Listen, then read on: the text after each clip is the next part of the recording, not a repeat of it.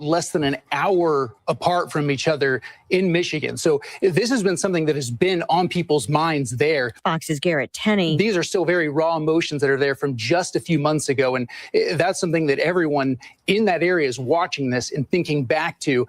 And then particularly with this heightened threat environment we have with the Iran war and with these escalated threats against people of faith, particularly those of the Jewish faith, and against synagogues, that all of that is on the mind here. Smoke rising from the synagogue where there's a huge police presence. The Oakland County Sheriff says they're working to clear the building where children who were in an early childhood learning center have been allowed to leave with their parents. But there's a shelter-in-place order for everyone within a mile of the temple. Again, it's an apparent vehicle ramming and active shooter incident. There are reports law enforcement saw and engaged with the shooter, but there's no word yet on any injuries or anyone in custody.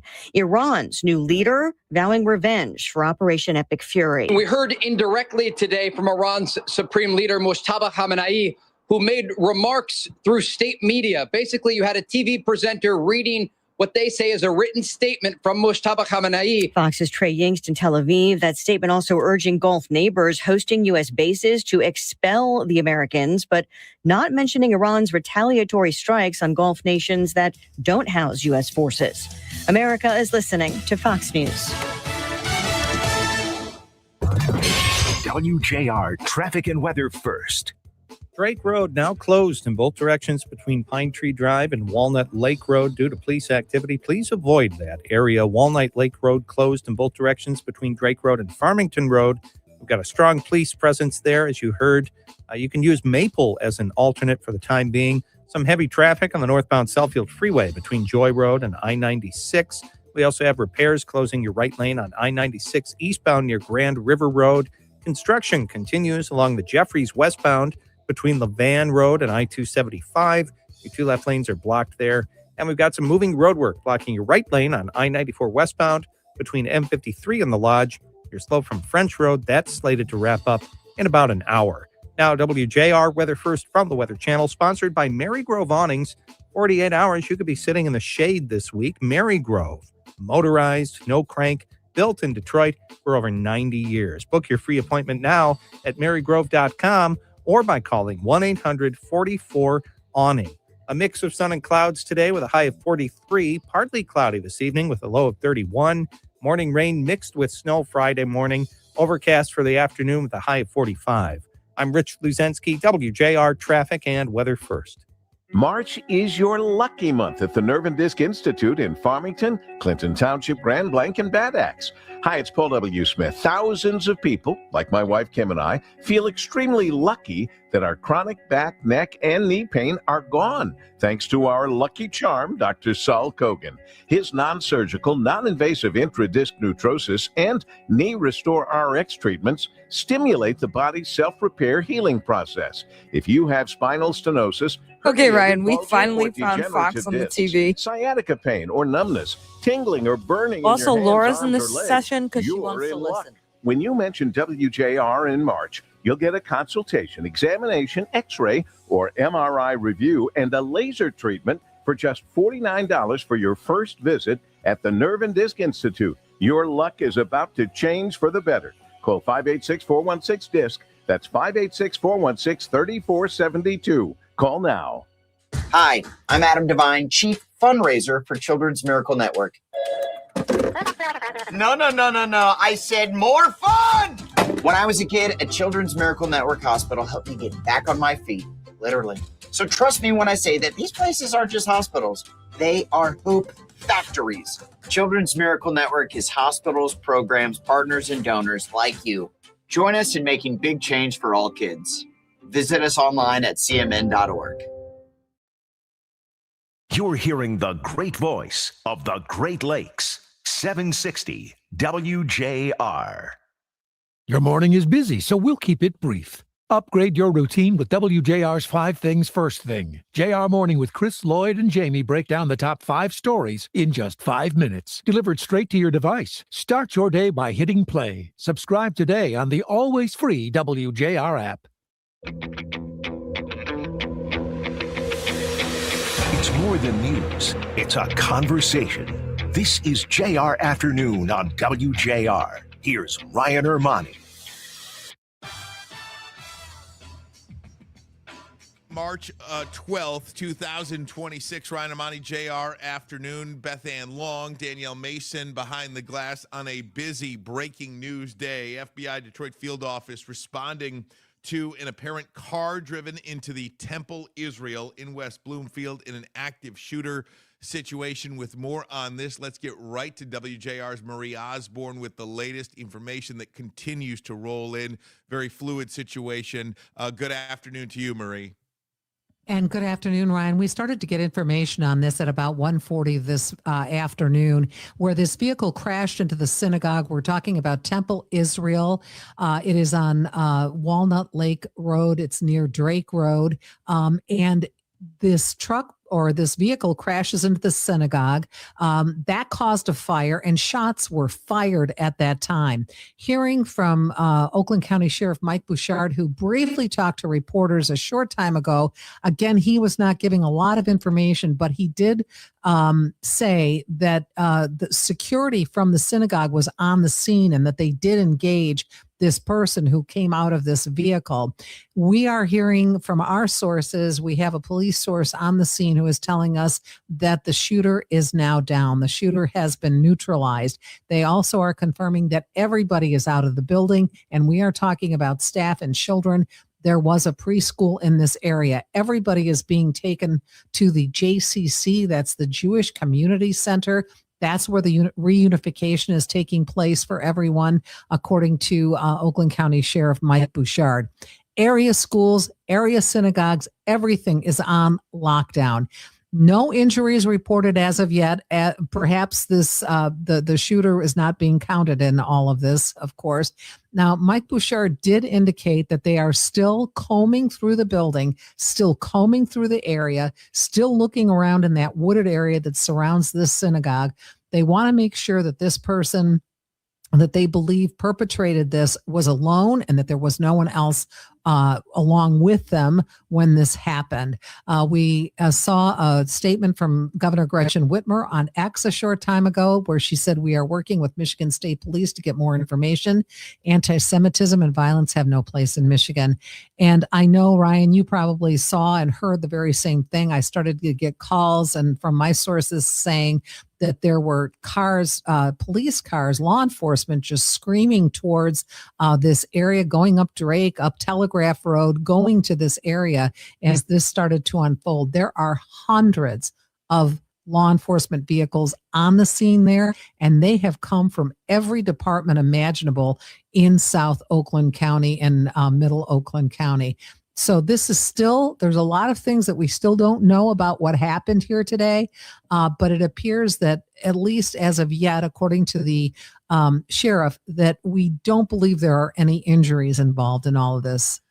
And let's highlight that because I know there's a lot of parents in the area. There is a preschool in that synagogue, and Yes. there are I can only imagine what it must be like to be a parent in a situation like that. All children are safe, and I think that is thankfully that is a message that we cannot share enough. Safe physically, you have no idea what that does to a young child mentally, even being in that situation. But nonetheless, Marie, like you said, I was leaving Fox 2, heading down the Lodge, southbound on the Lodge, to get to 94 and head home today. And I will tell you, I have seen police cars race in my life. Mm-hmm. I have never seen police cars drive as fast through traffic as I saw them today to try to get to this scene. And you just had no idea what was happening as they were speeding through. And it was just, I mean, I must have seen 20 police officers on the Lodge heading northbound to this location in West Bloomfield. And like you said, the police response, if you turn on your television set right now and Chris see is some there of these images on site if you want to talk it to is him. incredible. Marie, we're going to get back to you. I do want to get to the scene right now if we could, because WJR's Chris Renwick is actually there at the scene. Chris, thanks so much for joining us. And what can you tell us being there right now? Ryan, I've covered a lot of stories, been on the street for a lot of stories. I have never seen a police presence like this. I mean, you talked about Walnut Lake Road, where the synagogue is. And I mean, I'm looking at 1, 2, 3, 4, 5, 6, maybe rows of what looks like police vehicles, all with their lights twinkling. It is stunning, to say the least. I'm at the corner of Drake and Walnut Lake. And the first thing that catches your eye, obviously, is the police presence. But we're starting to get some more reports as to what happened here. I had just overheard a police officer right before I hopped on with you, talking about the federal agencies. ATF, he said, just arrived. So you've got every level of policing here today at this synagogue. I mean, truly, the remarkable thing here is the sheer amount of police presence. What are you hearing being there? What are some of the people, what are eyewitness reports? Has anybody commented on that at all yet, Chris? Yeah, so I got here about 5 minutes ago and have talked to a couple of people, and they said it's the horror that they heard coming from there. It was the loud bang for people that were in the area that have gravitated towards where I'm at. And I heard one woman describe the person's face that she saw, and it was pure horror. She said, "Remember what your faces looked like on 9/11? That was what this particular woman looked like. Just absolute shock and horror. And again, we can't get real close from where we're at the moment. But just people stunned that this is happening here." Chris, we're going to get back to you momentarily. See what you could find out while you're there. We'll get to Dave Rieger right now. Dave, what can you tell us? Thanks for joining us. Well, I spoke with my mom, who works at Congregation B'nai Moshe, which is also on Drake Road between 14 and 15 mile in West Bloomfield, and they are still on lockdown. So she has not been able to leave the building to even go to lunch. Nobody is being let out or let in. I'm very familiar with Temple Israel. I've been to many bar mitzvahs there, many parties there, a huge Reform congregation in Michigan. Were you able to speak with your mom? What were some of the conversations? What did she have to say about this entire? She said that she was told by the executive director at the synagogue where she works that they were not allowed to leave.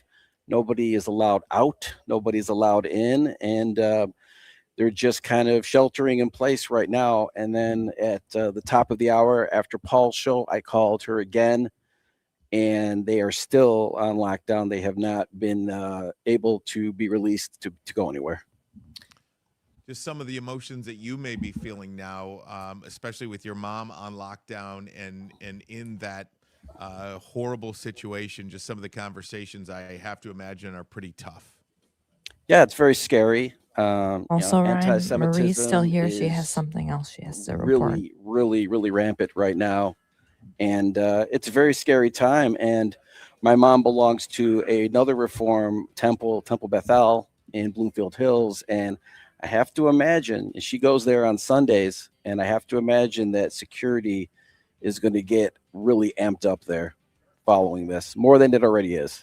And we are hearing that the security played a crucial role to stop the threat here, to neutralize the threat at Temple Israel. Let me get back to Marie Osborne now. Marie, you have more information? Yeah, just a very quick update, just to give you a better picture of this particular temple. This is Temple Israel, again, on Walnut Lake Road near Drake.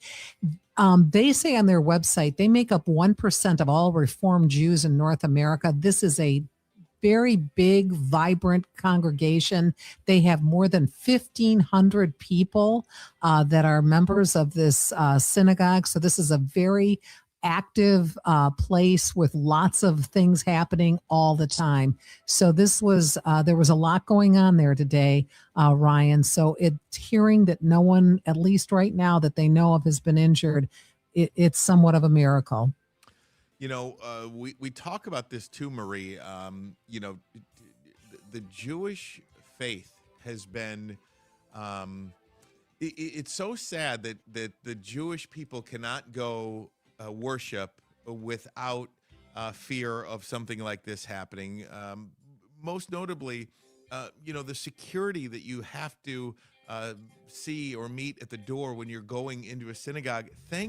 Thankfully, that security is there, because that security, apparently, according to reports, officials say security engaged in gunfire, and the suspect was neutralized, law enforcement term, because of it. It's just incredible, the world we live in, I guess.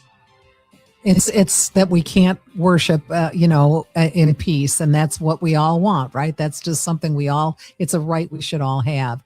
So I think we're gonna learn a lot more details here about what actually transpired during those first few minutes, and I think security on scene is going to be critical to this story. No doubt about it. Marie, thanks so much. Come back anytime you have more information. Stay on with me if you can as well. And as more information comes out, please join in the conversation. We're going to take a break. When we come back, we'll be joined by Andy Arena, former special agent in charge of the FBI Detroit Division. Stay right there. JR Afternoon continues 760 WJR. Now WJR Health Watch. Here's Lloyd Jackson. Brain surgery has come a long way, and one of the most exciting advances is laser ablation therapy. Traditional brain tumor surgery essentially consists of removing a part of the skull through a larger incision and then physically removing the tumor. Laser ablation is a less invasive way of achieving the same means of either killing or reducing the amount of tumor that's there. That's Dr. Ryan, do you Ian need Lee, neurosurgeon Dave at Henry anymore? He Ford wants to know Health if you and can break co-director down. of the Hermelin Brain Tumor Center. Dr. Lee explains the ideal candidates for this procedure. The latest evidence or the recommendations that come from our national societies recommend that it's used for either recurrent or newly diagnosed Hey, Ryan. gliomas. Yeah. And so, Hey, Dave while wants these to know are if he can relatively break down uncommon his tumors, remote they're now. Are you also, going back to him or laser ablation anything? is also If very he's got useful nothing for more to add, then yes, he brain can break it metastases down. as well. Okay. Dr. Lee Okay. says recovery is often faster, complications Should are I take fewer, and regular patients commercial can breaks now? return to I daily life initially sooner. thought I wasn't Some gonna break. patients Should I worry just about take having a regular laser commercial inside breaks? their brain. Dr. Lee reassures them that the procedure is highly controlled and monitored in real time. The way we use it safely is by using very fine navigation. So We're it's not kind of sure. like We need Ann. a GPS for the brain, and so we pre-plan our trajectory, and then use a robot to place the laser fiber.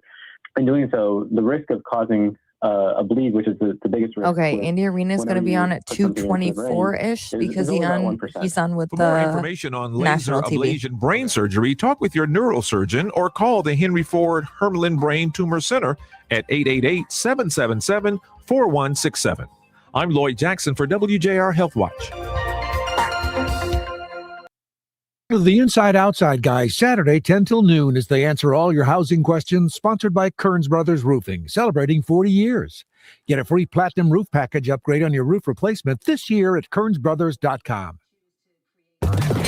WJR Traffic and Weather First. This report is sponsored by Stand Up to Cancer. Joe Buck and John Smoltz welcoming you back to the City Center Convenience Mart. Uh-oh. She's looking at the cigarettes, but she just grabs the gum off the counter. Stand Up to Cancer and Rally want you to reduce your risk for cancer. Go to takeahealthystand.org. WJR Traffic and Weather First is sponsored by Reamer Floors. Their 3-day sale is here this Thursday through Saturday only. Save up to 40% on new flooring for your home, carpet, hardwood, luxury vinyl, and waterproof floors, all at unbelievable sale pricing. If flooring is on your spring to-do list, don't wait. This weekend only at Reamer Floors in Bloomfield Hills, Northville, or online at reamerfloors.com. Drake Road now closed in both directions between Pine Tree Drive and Walnut Lake Road. Due to police activity, please avoid that area. Walnut Lake Road closed in both directions as well between Drake Road and Farmington Road. We do have that strong police presence there still. You can use Maple as an alternate, and some heavy traffic on the northbound Southfield Freeway between Joy Road and I-96. Now, WJR weather first from the Weather Channel. Here's your forecast. Reality check after record rain yesterday and 64 degrees. We'll get back to normal. 44 the normal high. Today with sunshine, 43 with a light breeze out of the northwest. Now tonight we'll see the next front come in. Some rain and snow around. To the north there could be a light accumulation of snowfall. Should be okay here, but we will drop into the mid-30s, maybe some low 30s around. High wind watch will kick in for tomorrow morning. We'll have some rain and snow ending as rain around midday tomorrow. The winds, though, could gust close to 50 miles per hour, highs in the mid-40s. From the Weather Channel, I'm meteorologist Ray Stajik, 760 WJR, where Michigan comes to talk. Friday on JR Morning, we'll find out about gas prices, when we can expect a break at the pump. The White House will join us to talk about the SAVE Act. And my biological brother, will join us to talk about a cool piece of exercise equipment that he invented. All right here on WJR, WJR.com, and the always free WJR app.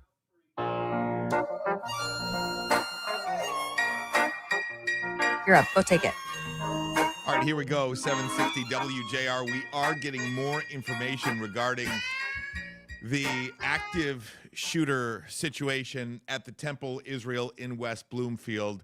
There are reports the shooter is dead and the body of the shooter is badly burned. Apparently, the suspect was killed by the armed security guard at the building. This is a building at the Temple Israel that has a really good security, and they said that during the Gaza war with Israel, the conflict there, they have stepped up their security, and thankfully they did, because it was a security guard, according to reports, that killed this suspect. They got there was a car that rammed into the building itself. That security guard then engaged the shooter, the active shooter. The shooter was armed with a rifle.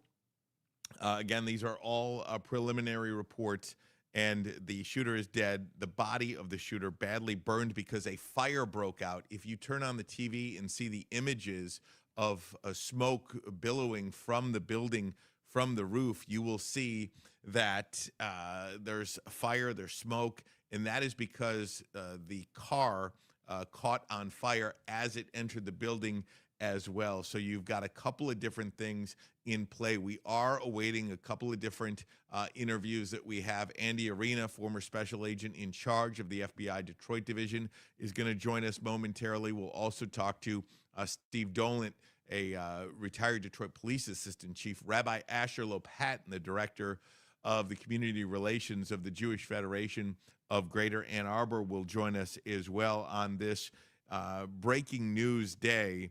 And again, if you're just tuning in, if anybody was in or near that area along the freeways, the amount of law enforcement that is now in West Bloomfield Township at the Temple Israel is unlike, I think, anything anybody has ever seen in this area in southeastern Lower Michigan.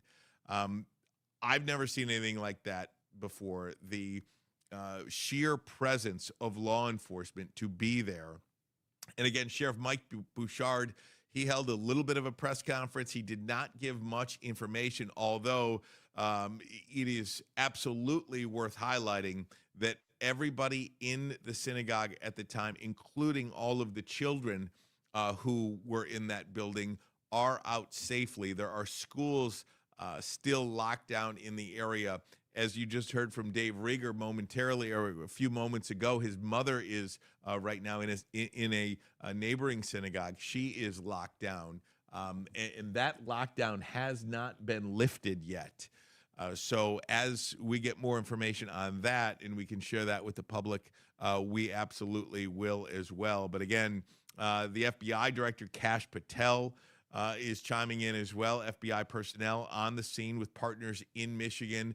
And it is interesting how law enforcement works together in these situations. And that's something we'll talk to Andy Arena about. You've got local police, state police, federal law enforcement, everybody working together to comb this area. And again, we are in a heightened state of awareness. There's no doubt about it. The president was just asked about lone wolves, sleeper cells. And again, we have no information on the motive whatsoever.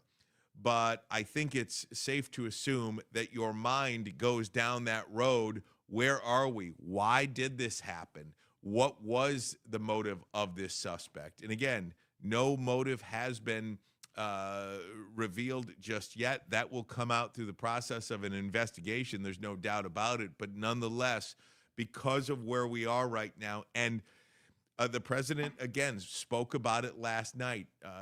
Are sleeper cells here in this country? Yes. Was this part of that situation? We don't know yet, and we're not going to jump to conclusions, but I do think it's worth pointing out that that is something to consider. And I think why we are, as a country, on high alert, and places of faith, specifically the Jewish faith and synagogues, they are on high alert. And that is, you talk about security. Thankfully, at the Temple Israel, they have armed security, and they have stepped up their security.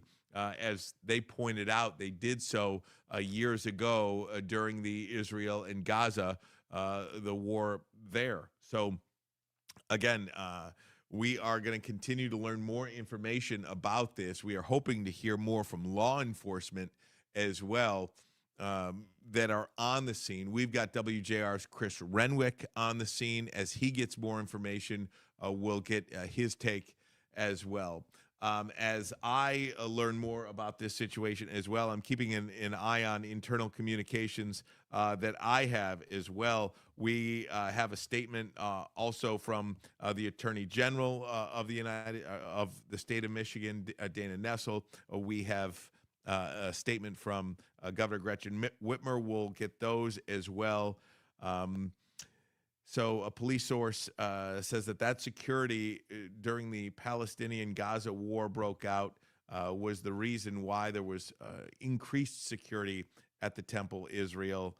From Michigan State Police, federal, state, county, and local police are continuing to secure the area around the Temple Israel. So we're going to get more information on that. If you see something, if you saw something, they're asking you to call 855-MISH-TIP, M-I-C-H-TIP, if you have any information about this active situation at the Temple Israel in West Bloomfield. Lieutenant Governor Garland Gilchrist, I'm seeing this come through right now. I'm aware of reports of an active shooter situation in West Bloomfield. Violence targeted towards the Jewish community or any community of faith is unacceptable and has no place in our history. I want to get to you a statement from Dave Coulter as well. I am at the Oakland County Emergency Operations Center and am monitoring the situation at Temple Israel. Andy Arena's West there. Bloomfield. Then Our take a break team after that. has been activated, and we are supporting the community safe. We are holding the Jewish community close and will always reiterate that the anti-Semitism has no place in Oakland County. That's from Dave Coulter, Oakland County Executive. Let's continue our coverage right now. Let's get to Andy Arena, former special agent in charge of the FBI Detroit Division, current executive director of the Detroit Crime Commission.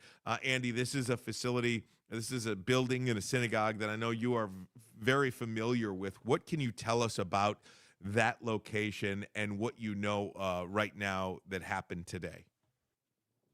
Yeah, Ryan, I'm very familiar with it. I've actually done some training with them and for them. So, I mean, it's a large complex. It's a compound, quite frankly. It's a place of worship. It's schools. It's a meeting place, meeting space, you name it. They've got it. I know that over the years, because it is a potential target in this sick world we live in, I think they have invested a lot of money and time and energy into securing that location. And, I think it's really evident today that it worked. Physical security, guards, training, you name it. And what I'm hearing, it sounds like everything works. Getting people out of there, evacuation, reunification point, the armed security. It sounds like this was, at the end of the day, it was a win. Andy, what can you tell us about an operation like this? Just turning on the television, you see the images. I have never seen a police presence like that that is on my TV right now. Can you describe that operation and how coordinated it must be amongst law enforcement? Yeah, and the first thing I'll say, Ryan, is there's a huge presence here from a number of state, local, and federal agencies, and I can assure all your listeners, this is not the first time these guys are meeting. They train together, they work together, and they train together a little bit more. And so when they show up at an event like this, they know each other. I go back to the underwear bomber 2009. I was the on-scene commander of that, and when I walked into Metropolitan Airport, I knew the head of all the agencies, right? And there was no jockeying for press. There was no jockeying, beating their chest of who's in charge. We just worked together. Now when it was deemed to be a terrorist event, then under presidential executive order, it was the FBI took the lead. But we all worked together, and it didn't really matter who was in the lead. So right now you've got a lot of resources, a lot of assets there, and they're all doing their job right now. Identifying this person. And now the work starts. I mean, what motivated this guy? Probably the biggest challenge right now, or the biggest threat is: are there other people out there? Are there co-conspirators? Are there other potential targets? They got to nail that down real quick. Talking to Andy Ermanni, right now, former special agent in charge of the FBI Detroit division. Andy, what is the job right now to identify the suspect, to find a motive? What is the first thing you do in a situation like this from an investigation standpoint? Yeah, I mean, right now, identifying this guy and then starting to spider web out from there. So, I'm sure they already know who he is. They figured that out now that they found him. But now, executing search warrants at where does he live? Does he have storage facilities? Where does he hang out? Where did he work? And so they're going to be, looking at evidence there to find the motive, A, but B, are there other co-conspirators? Talking live. When they get there, they're going to be looking at cell phone. They're going to be looking at computers, laptops, whatever. And really a big part of this is going to be his electronic footprint. What was he searching? Hey, Andy, let me, Sheriff Mike Bouchard is having a live presser right now to update everybody. We're going to take that live right now. We believe that individual is deceased. This is courtesy of Fox News. No kids. This is the important thing. No kids or no staff was injured whatsoever. Okay? So we have no victims other than one of the lead security people was hit by the car and was taken to the hospital for treatment. That individual should be okay. So far, that's our information to this point. We have agencies from all over. Obviously, ATF is here, FBI. More than likely, will be taking the lead on this based on some of the preliminary investigative information we have, but we're not going to go into that at this point. But we want to assure the community it doesn't appear to be anything active. We're still clearing the area. We're going to clear vehicles for any explosive devices, the building, etc. Unification of the families and the kids are in progress. We've accounted for everybody that we believe was in the building at the time. So we're to continue to maybe pivot to, is there anybody else involved, and the investigative side of what's happened. So you can confirm that it was security that shot and killed the suspect here? Well, we can't say what killed him at this point, but security did engage the suspect with gunfire. Did the suspect have a weapon? We can't get into a lot of that stuff, but he breached the building, drove down the hall, and he was engaged by security. So do we know if he ever fired shots? Preliminarily, we have some information, but nothing that we confirm, so we're not going to go into it. Did he breach the building? He drove in through doors with a vehicle. There was only one person in that vehicle? That's what it appears at this point. What do we know about this fire? Something ignited in the vehicle. That's a work in progress. We're, through an abundance of caution, clearing the vehicle for IEDs or any explosives. We've got a significant number of bomb dogs on site, bomb techs on site, and all of that's going to be done to check the boxes. We have deployed resources all across the county, just in case, out of an abundance of caution. that there may be a secondary site, but we don't have any information at this time to believe that. So we want people to take a breath. No one was hurt. We're on top of it. The chief and his team got here fast. Everything that was supposed to happen happened. Security did their job, and then the responders did theirs. Was it a Michigan vehicle? Sheriff, what did the call come out as? I believe it came out as an active shooter. Where and when did you actually neutralize the car? The vehicle's in the hallway of the building, inside the building.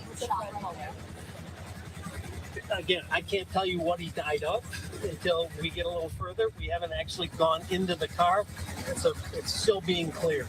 So we do know that the security guards shot this. They shot at them, but it's unclear if he was killed. Because, you know, in situations like this, you never know. If somebody's trapped, sometimes they kill themselves. So the suspect was engaged. Was it the same? It's the clearest sentence I can give. What is the condition of the security? From information I got, he should be okay. He was knocked unconscious. So the different security officer who fired the shot. There were multiple security officers on scene, and the one that was hurt was pulled from that area by his team. Where's the car registered from? What? We're not going to get into the specifics on the car. It was a truck. Sheriff, this is a West Bloomfield scene, a sheriff's scene. I know everybody's here. Everybody's here, more than likely, based on a couple early pieces of information. The FBI may take the lead. That's yet to be formally determined. Were there explosives in the vehicle? That's yet to be cleared. How much damage to the building from the fire? That I can't even tell you. You couldn't even see that the hall was completely clear. We had to send people in with gas masks to clear that area. What are the kids doing? All the way in the building. Do we know how fast he was going? It's hard to say how fast. I mean, he was traveling with purpose and down the hall from my look at the video. Chief, this could have been a far worse situation considering the severity of it, him getting into the building, whatever may have been in the vehicle. Talk about just the response, those security guards, and how this could be far worse than what we're reporting and seeing right now. No, absolutely. In fact, what I would tell you is that I am deeply proud of the response, not only from the security that was on site, but also of all the police officers and the firefighters that are here right now. We train on active shooter events a lot. The county has a consortium, OCTAC, that trains the entire county And the arena hung up, active just so shooter you know. tactics, and that's something that we believe in and that we support. And I think that training certainly helped to mitigate what happened here today. And the chief has been in contact with all of the facilities for weeks, and not just on the last couple of weeks, but constantly forever. But in the last couple of weeks, even a lot more integrated communication. I mean, there are ways, and all of the agencies in Oak County are partnering with their religious institutions and schools. And anytime there's a concern, there's communication, there's extra patrol, extra attention, extra warnings. That had all happened for the weeks leading up to this.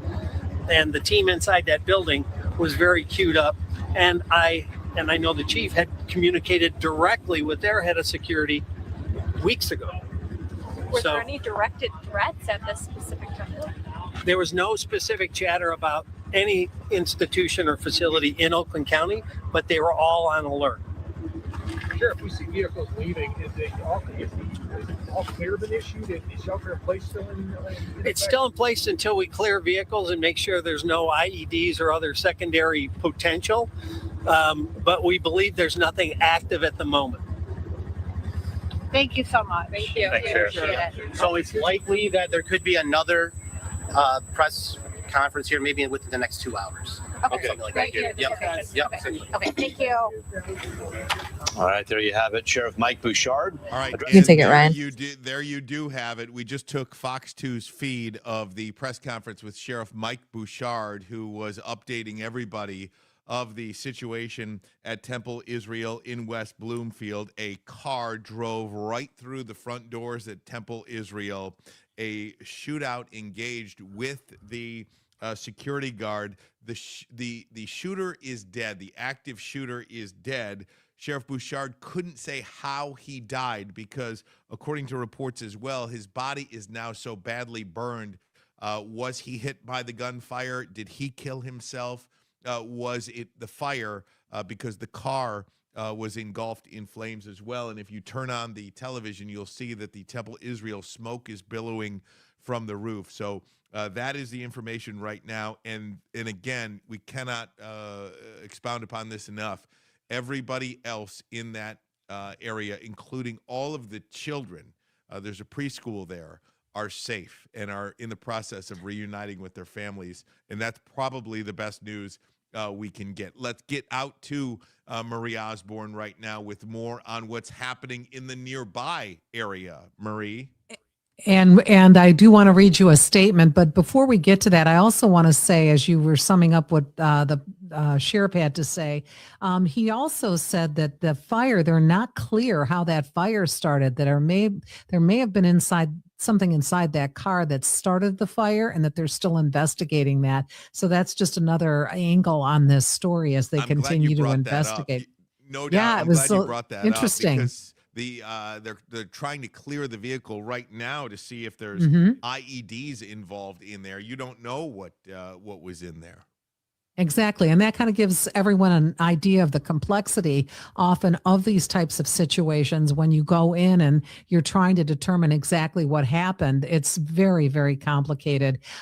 You mentioned, Ryan, we are getting a statement from the Jewish Community Center. So here's the statement that they have just released. While we have received word that while there is still an ongoing situation at Temple Israel, all other Jewish organizations are no longer required to be on lockdown or on lockdown protocol. There will continue to be a strong police and security presence throughout the community. We ask community members to refrain from speculating or sharing unconfirmed information, especially on social media. And as I scroll through social media, I'm seeing a lot of that as well. So it's best to not share anything because this is a very dynamic situation, Ryan, as you've been at the helm here trying to have us all make sense out of this. It's changing by the minute. And, you know, Marie, you highlight a great point. Social media has been an incredible tool for current, up-to-date, right now information. A lot of times that right now information is wrong. We'll take a pause and see what the investigation holds. But nonetheless, it appears now that the threat is over in that area, as you just read that statement there. We're going to take a break. When we come right back, we're expected to be joined by Rabbi Asher Lopatin, Director of the Community Relations of the Jewish Federation of Greater Ann Arbor. We'll do that next. Stay right there. We've got you covered here on 760 WJR. I know that hiring can be challenging. You need someone to guys. match your role Incredible perfectly. teamwork. Well, now you Nice. can meet them fast. I mean, we got a long way to go, but I mean, an incredible team. Build it sooner. Meet your match on ZipRecruiter. Just head to ZipRecruiter.com/free right now to try it for free. That's ZipRecruiter.com/free. Meet your match on ZipRecruiter. Try it free.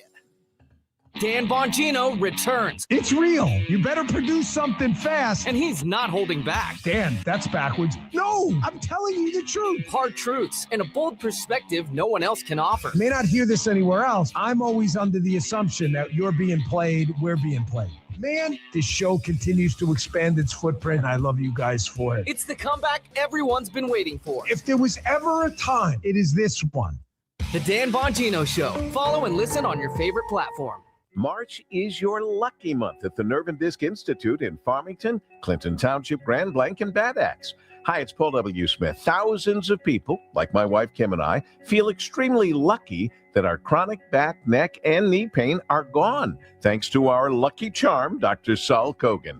His non-surgical, non-invasive intradisc neutrosis and Knee Restore RX treatments stimulate the body's self-repair healing process. If you have spinal stenosis, herniated, bulging, or degenerative discs, sciatica pain or numbness, tingling or burning in your hands, arms, or legs, you're in luck.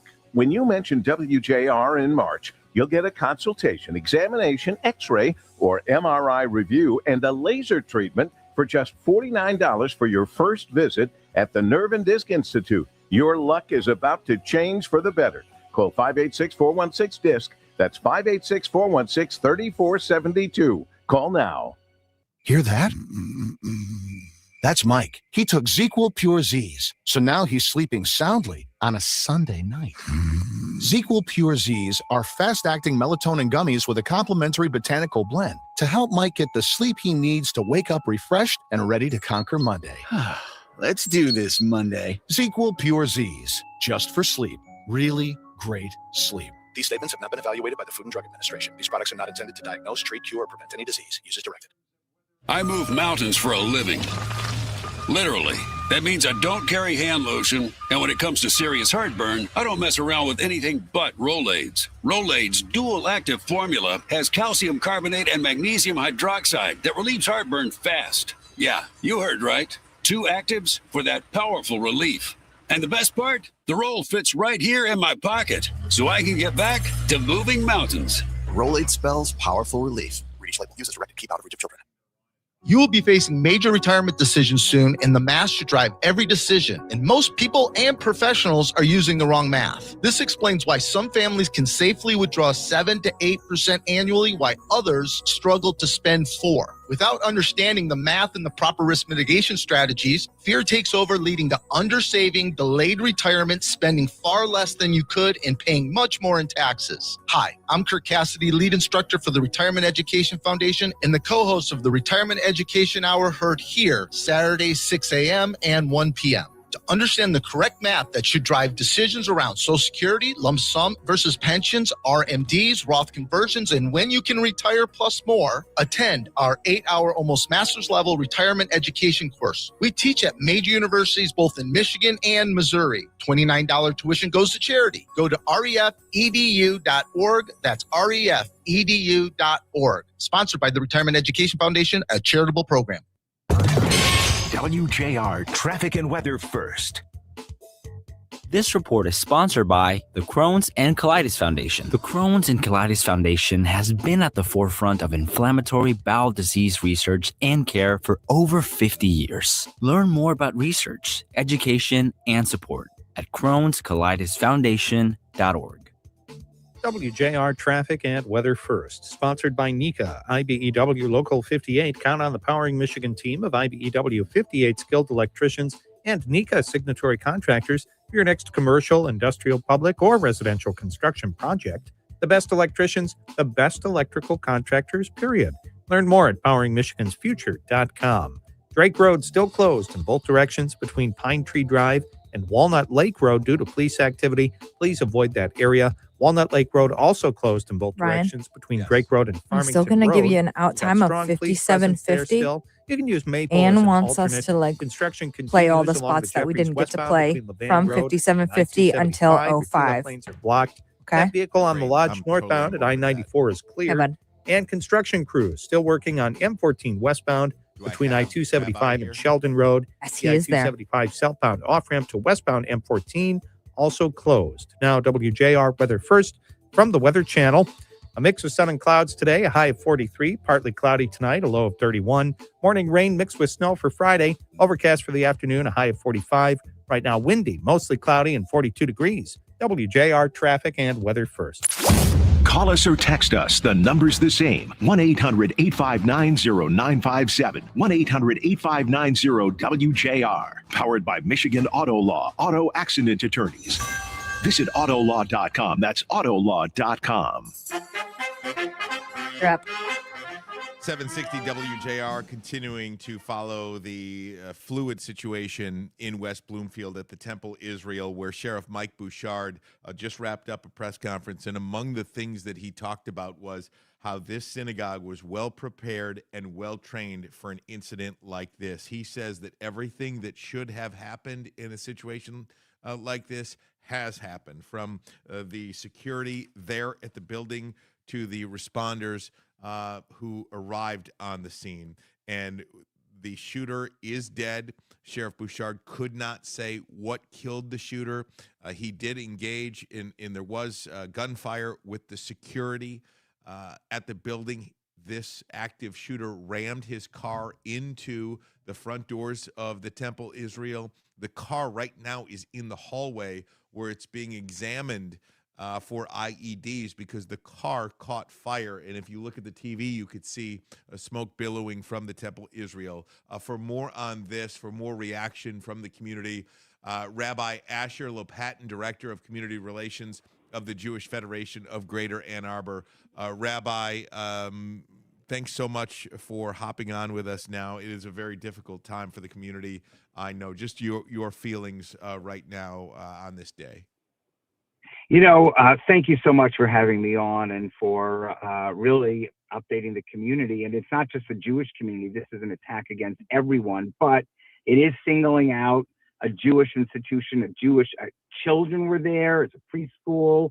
So I'm feeling scared and angry that we are not controlling the hateful rhetoric against Jews, and whether that's expressed by hateful rhetoric against Israel or against anyone supporting Israel or Jews or Judaism from the right wing, from the left, it's got to stop and it has to be condemned.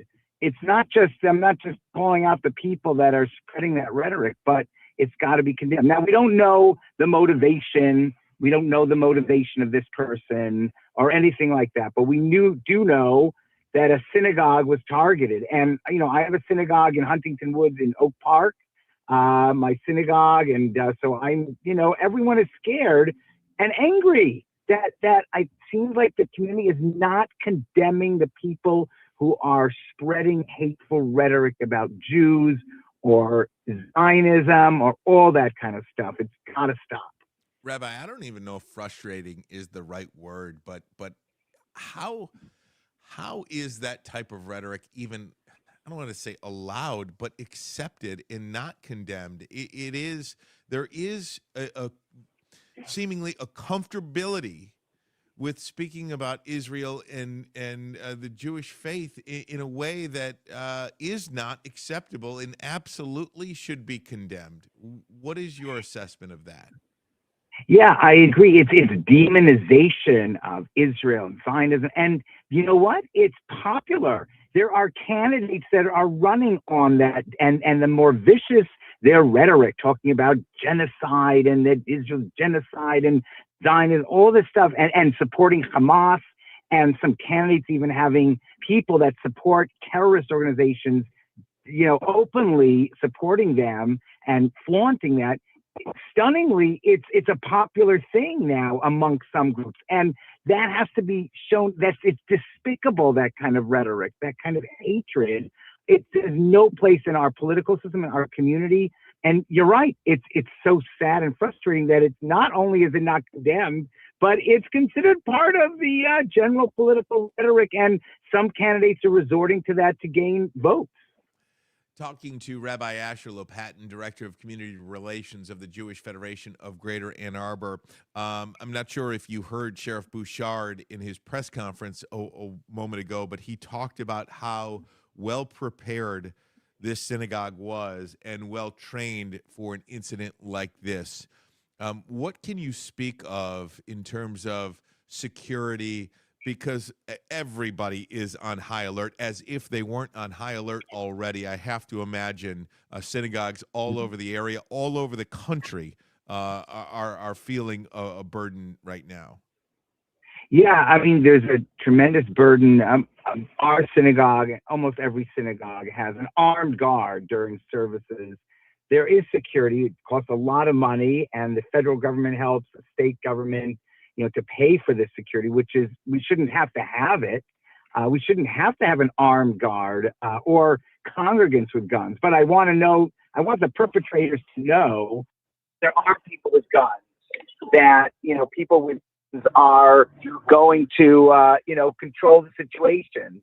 So like this guy, this perpetrator was killed. We don't know how exactly he was killed, but he was engaged. So really, I think that it's a shame that that's where society has to be, where synagogues where you're afraid to pray in a synagogue without an armed guard outside. But yes, we're so grateful to the police who look out for us, and to these brave security guards that put their lives on the line. But it's a shame that that's what society needs, and it starts with condemning any hateful rhetoric. You want to disagree politically, that's one thing, but hateful rhetoric and supporting terrorism anywhere has no place in our society. Rabbi, are you concerned with copycats? We've seen a shooting in Austin a couple of days ago. Now this situation here. Are you concerned with sleepers? And again, I don't want to jump to conclusions, but because we don't know the motive of this individual, but nonetheless, it is hard not to consider the possibilities that exist in the time that we are living in right now with sleeper cells or copycats or just radical people that are out there. Does that concern you? Yes, it does very much. It really feels like a lot of this is coordinated, whether it's just people that are sympathetic to Iran or to, jihadism or to hate of Jews in Israel, or whether it really is coordinated and sleeper cells by Iran. We should get 100% of the politicians and people saying Iran must be stopped at all costs. This government must be thrown out at all costs. It's a cancer in our society. And I'm stunned that there are people that are, worried. Iran, let's negotiate.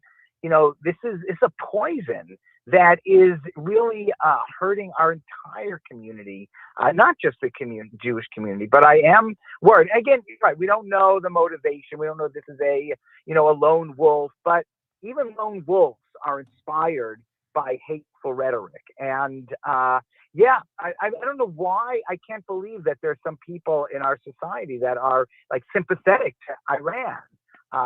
Who are they? Even before this happened today, that was when I was prepping for the show today, I was going to do a topic of all the people out there that were sympathetic to what was happening in Iran, and I was just a little confused by it, but maybe that's something we'll do tomorrow. Rabbi, I cannot thank you enough for your perspective. I think you said it perfectly. It is a poison that we are allowing to continue, and I hope it stops soon for the sake of all people. Rabbi Asher Lopatin, thank you so much. We hope to talk to you again soon, and stay safe. Hey, thank you, and peace for everybody. That's what we're trying for. Absolutely. We're going to take a break, come right back, top of the hour. We'll catch our breath and get you caught up as well. Expected to be joined by Dave Coulter, Oakland County Executive, in the next hour. Michael Shaw of the Michigan State Police, and WJR's Chris Renwick will update us too at the top of the hour at 3:05. All that and so much more. 760 WJR. Never miss the Daily Dose. Oh, we needed some different The views. Daily Dose The Daily Dose of Deets. The Daily Dose of Deets. Go to the bathroom, guys. The top of mind topics and stories. Because Have America fun. keeps building, innovating, and growing. But at a depth and breadth that only Kevin Dietz can conceive. Love doesn't have to be built on these grand gestures. It's Can't Miss Radio. You can't fake that kind of leadership Verlander is going to be able to bring to Scuba. Kevin's own unique take on news and entertainment that'll get you talking all day. Social media should not get a pass just because it's digital. And into tomorrow. The Daily Dose of Dietz. First thing out of the gate on All Talk with Kevin Dietz. Weekdays at 9 on WJR. If you owe back taxes, listen carefully to rule number 1. Never go up against the IRS alone. They're cracking down, freezing bank accounts, garnishing paychecks, canceling passports. Even your home or business could be at risk. But here's what they don't tell you. The IRS has powerful tax relief programs that could save you thousands if you qualify. That's why smart people call Optima Tax Relief, America's #1 tax resolution firm. Nobody knows these programs like the experts at Optima. Their team of tax tax attorneys and licensed professionals have resolved over $2 billion in tax debt for people just like you. The IRS is not stopping, so don't wait and don't take them on alone. For tax help you need, for tax help you can trust, call Optima today for a free consultation. Call 800-780-3599. 800-780-3599. 800-780-3599. Optima Tax Relief. Some restrictions apply. For complete details, please visit OptimaTaxRelief.com. This is the great voice of the Great Lakes. 760 WJR, Detroit, a Cumulus media station. A Social Security update. 70 million Americans collect Social Security benefits today, and millions more will join soon. Now, a new study finds 70% of Americans don't get the full benefits they deserve. But recipients can use simple strategies to boost Social Security benefits by as much as $188,000 over a lifetime. Social Security expert Michael Allen says it's true and reveals 5 key strategies to increase your benefits. It's all in his free special report from Newsmax. Newsmax calls the report your best guide for bigger Social Security benefits. Whether you're getting benefits or soon will, you need this Social Security report from Newsmax. Get it free. Call 800-999-9690. 800-999-9690. We'll text it to you right away, along with President Trump's act cutting your Social Security taxes. Call now, 800-999-9690. 800-999-9690. Text and data rates may apply. This is March Madness. Duke got it. They've got 3 seconds. Flag, deep 3 ball. Absolutely. And a show of emotion for the best player in America. Cooper Flag just hit from long range. Now Clayton on the drive to the rim, throws it at the rim, banks it home.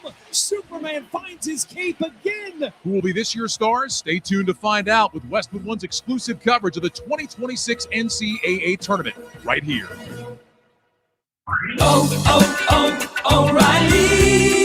Replace your wiper blades and save $10 on a pair of Rain-X Latitude wiper blades at O'Reilly Auto Parts. Beam blade technology improves windshield contact for maximum visibility. Our professional parts people will even install your new wiper blades for free. Stop by your O'Reilly Auto Parts store or shop online at O'ReillyAuto.com. O'Reilly Auto Parts. There's no championship league for small business owners, but if there was, you'd be at the top of the standings. Because going pro with Lenovo Pro means you've got the winning formation, one-on-one advice, IT solutions, and customized hardware powered by Intel Core Ultra processors help you stay ahead of the competition. Business goes pro with Lenovo Pro. Sign up for free at Lenovo.com/pro. Lenovo. Why'd I go to the doctor? Working on the farm, my heart kept skipping a beat. I didn't think much of it, but my daughters made me get checked out. Turns out I have atrial fibrillation, which increases the risk of stroke about 5 times. Symptoms like irregular heartbeat, heart racing, chest pain, shortness of breath, fatigue, or lightheadedness can come and go. But if it's AFib, the risk of stroke remains. If you have symptoms, contact a doctor. I'm so glad I did.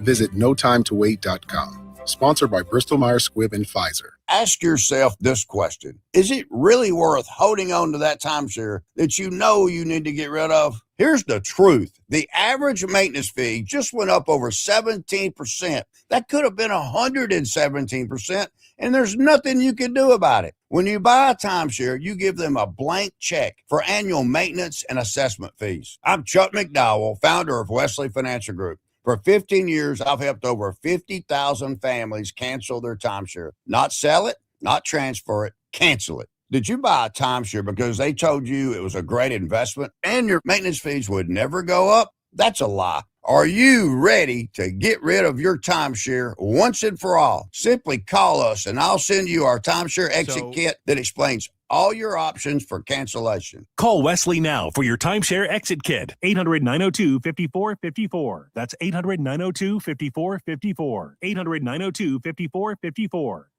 I know that hiring can be challenging. You need someone to match your role perfectly. Well, now you can meet them fast on ZipRecruiter. Build your team, build it sooner. Meet your match on ZipRecruiter. Just head to ZipRecruiter.com/free right now to try it for free. That's ZipRecruiter.com/free. Meet your match on ZipRecruiter. Try it free. Greg is a real Prevagen user, and this is his story. Hi, I'm Greg. I'm not an actor. I'm just a regular person. 8 years ago, I just didn't feel like I was on my game.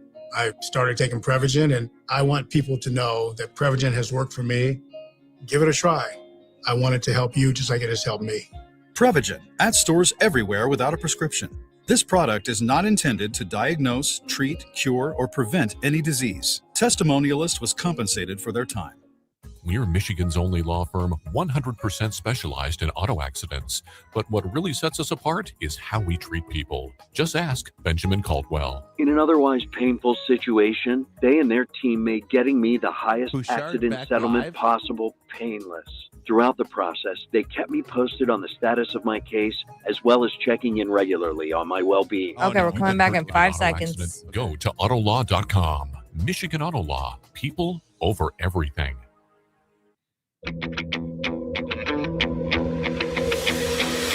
Say hello to another great voice. This is JR Afternoon with Ryan Ermanni on 760 WJR. Hour number 2 of the program here on a Wednesday, March 12th, 2026. Busy breaking news day here in the city of Detroit, the state of Michigan, and the surrounding areas. A gunman in West Bloomfield in a synagogue attack is dead. There are no civilian casualties, Ryan, and the hold on Jewish 1 second. Federation has ended the lockdown in the area. All right, we're going to get right out to WJR's Chris Renwick, who is at the scene at the Temple Israel right now. Chris, are you with me?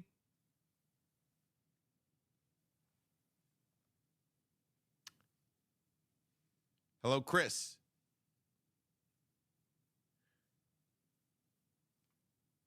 I don't know if I'm still on the air or not. I hope I am.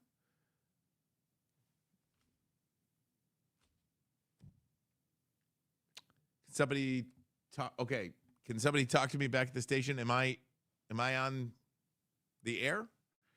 I'm just going to keep going. So somebody let me know if I am on the air. But a gunman in West Bloomfield, the synagogue attack, is dead. There are no civilian casualties. Sheriff Mike Bouchard just spoke momentarily, just a few moments ago, saying that everything that should have happened from a law enforcement perspective did happen. The synagogue was well prepared and well trained for an incident like this. So a gunman was taken down, was engaged in a shootout, apparently, with a security guard that is there. Am I on the air? I'm sorry if it looks like you're live on the stream, but not on air. Okay. Not sure what's happening. Let's take a break. How about that? Can we take a break? And we'll try to fix this. Hello? Yes. No, I didn't change a thing. No.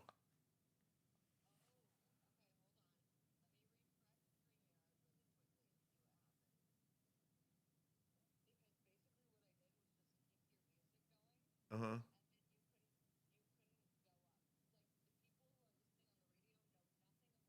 Okay, cool. Okay.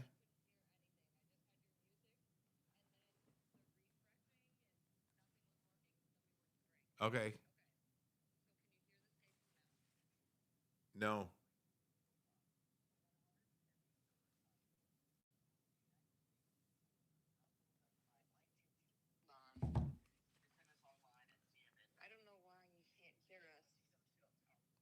I mean, I heard the station, I heard my music, but then, and then it cut off.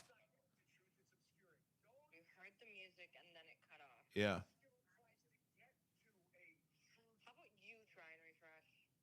Okay.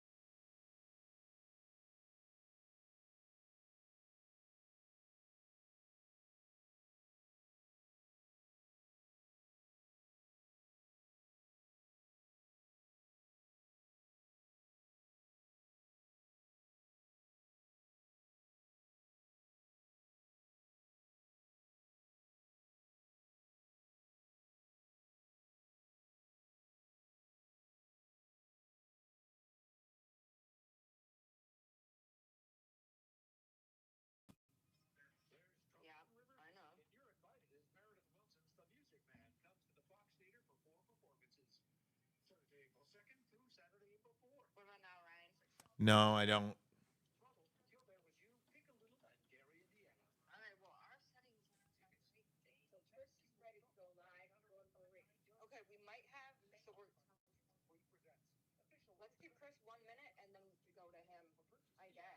Okay, yeah. I mean, I don't know what to do.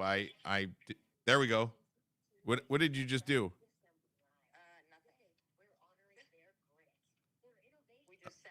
Oh, I don't know what to say. I don't know. No, I can only hear it through the phone.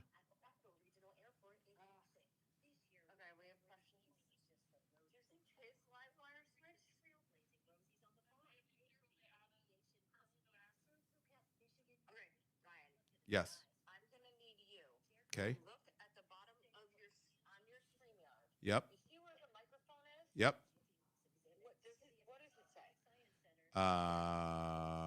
Roadcaster duo. Yeah.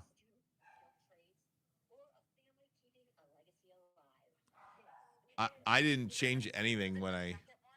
What's that? Yeah. Yeah. Mic check. Okay. Yeah. I don't know.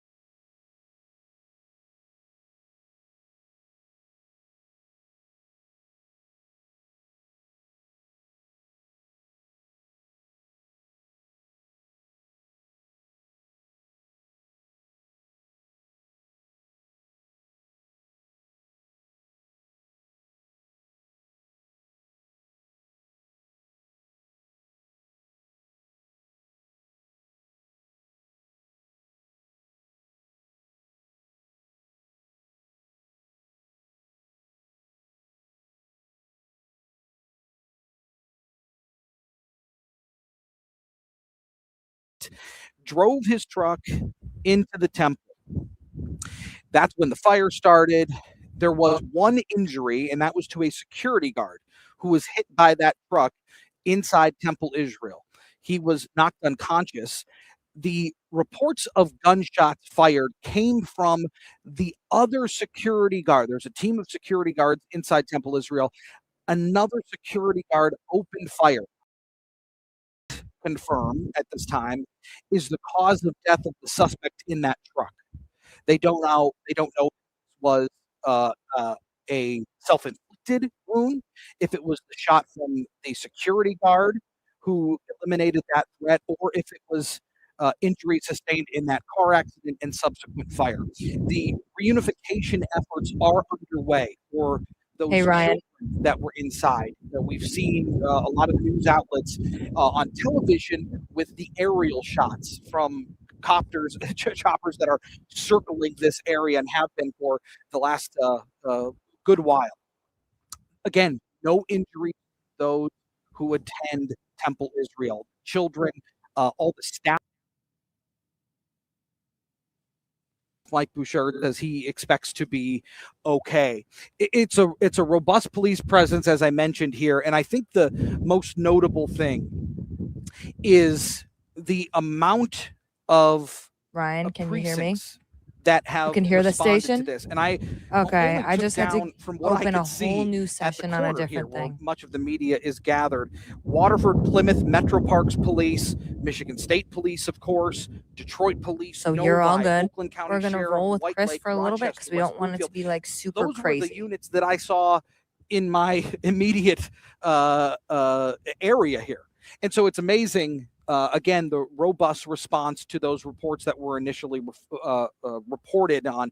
And again, the thing that the sheriff made very clear, aside from the good news that nobody was injured, none of the congregants here, was that police think that this was the only person. They haven't been able to confirm that just yet, but they are continuing to investigate. They are continuing to investigate the truck that the suspect was driving in, and whether or not there are explosive devices in it or any other pieces of evidence that they would need to retrieve. So police are not yet retreating on the scene. Much of that police presence that was in front of Temple Israel remains. And along the outskirts here where we are, we have seen some agencies leave, but that's because of really the best case scenario that has happened here thus far. Again, here from Temple Israel, the reports from Sheriff Mike Bouchard this afternoon was that no children, no congregants of this temple were hurt. The only one injured here was a security guard who was hit by that truck. He has been hospitalized and is expected to be okay. So that's the best news here. And again, when you look at the amount of police, you look at the amount of cooperation that's happening. Nobody wants to be in this situation, but kudos to our police agencies who train.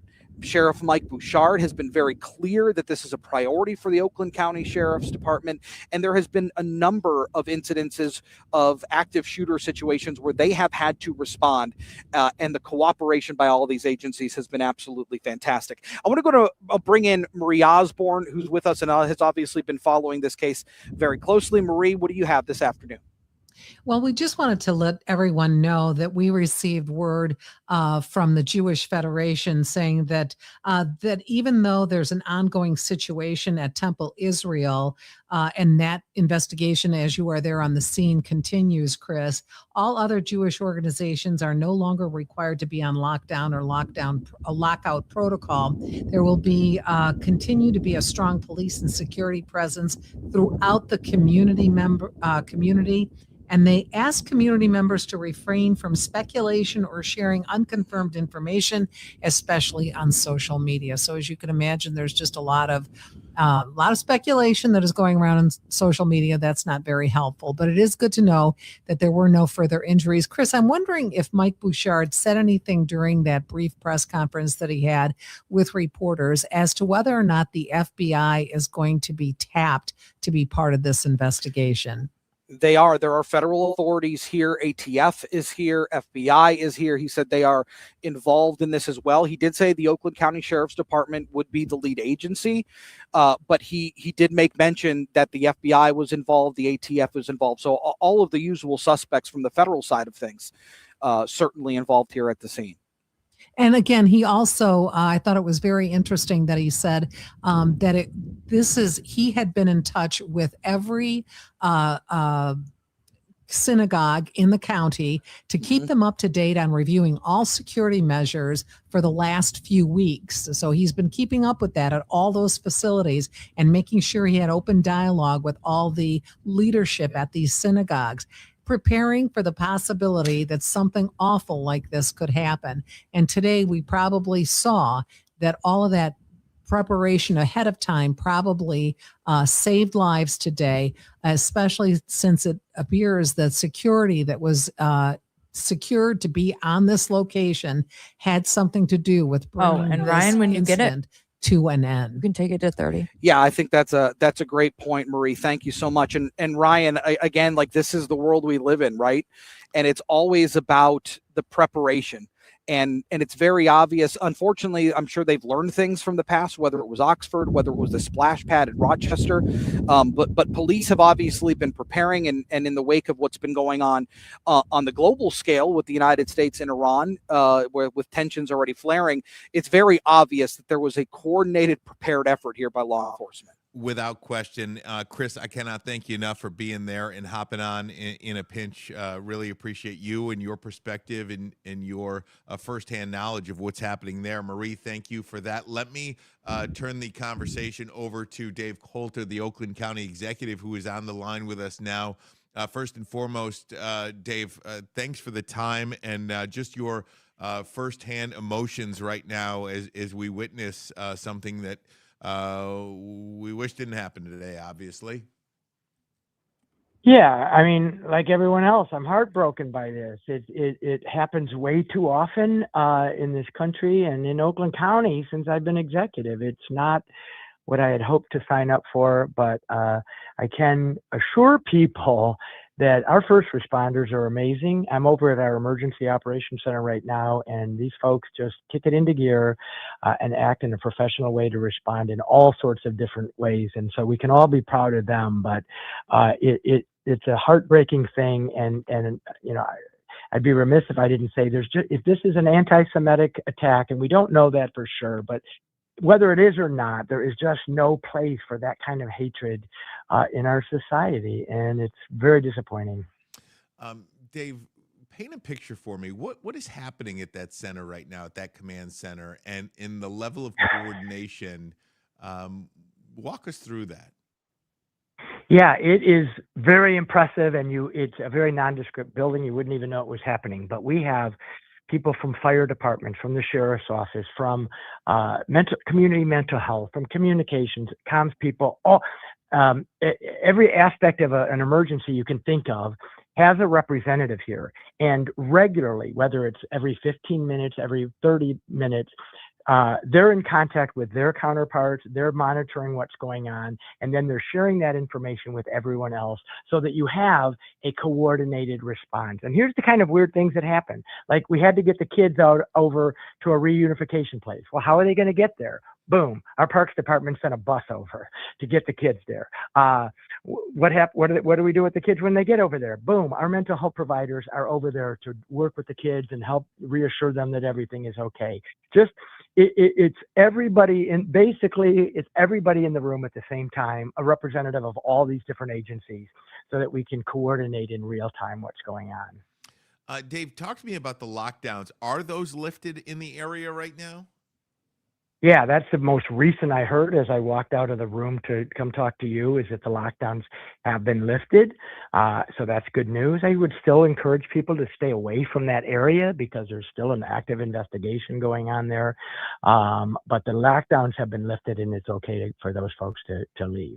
Talking to Oakland County Executive Dave Coulter. And Dave, you talk about the reunification efforts, the mental health aspect of it, lifting a lockdown, the coordination and the level of preparation that it must take to be in a situation like this. Sadly, Oakland County has seen active shooters before, and what you learn from one incident to the next, but it does sound like, according to Sheriff Bouchard, that everything that was supposed to happen today did happen today, from the security at the building to the first responders that got to the scene.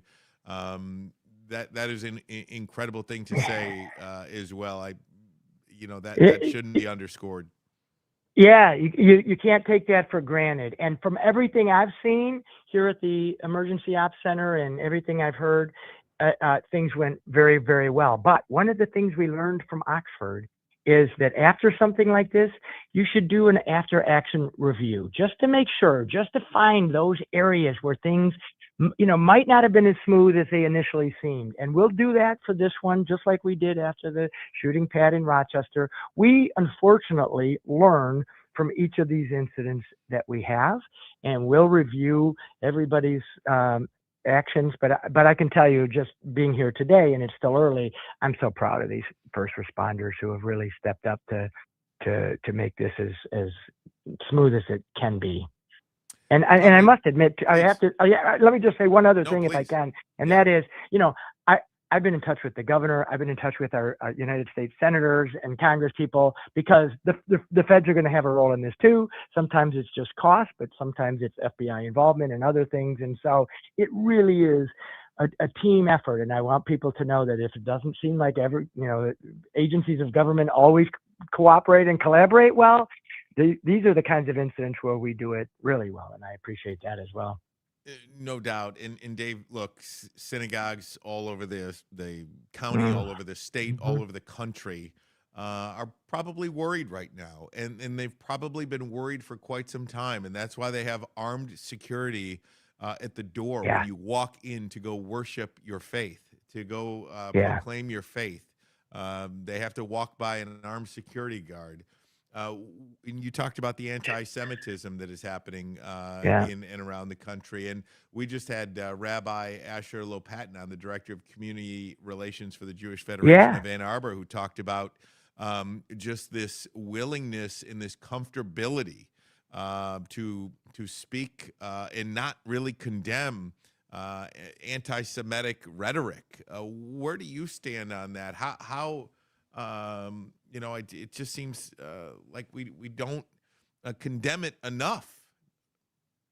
I mean, I will tell you, I'm old enough to remember when you didn't have to stand up and say anti-Semitism or any kind of hate is wrong. But now when these incidents happen, I was very deliberate in saying that in my opening remarks to you, because if there's dummies out there that don't understand that that's the wrong thing to do, then damn it, I'll say it every day until we get through to some of these folks. Hatred in any kind. I mean, we're also in Ramadan right now, so I can imagine that some of the mosques are on heightened alert, because who knows?